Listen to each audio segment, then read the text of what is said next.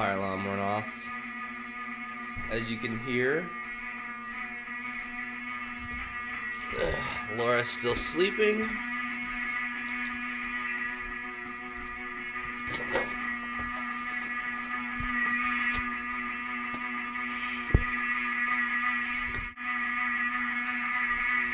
Alright.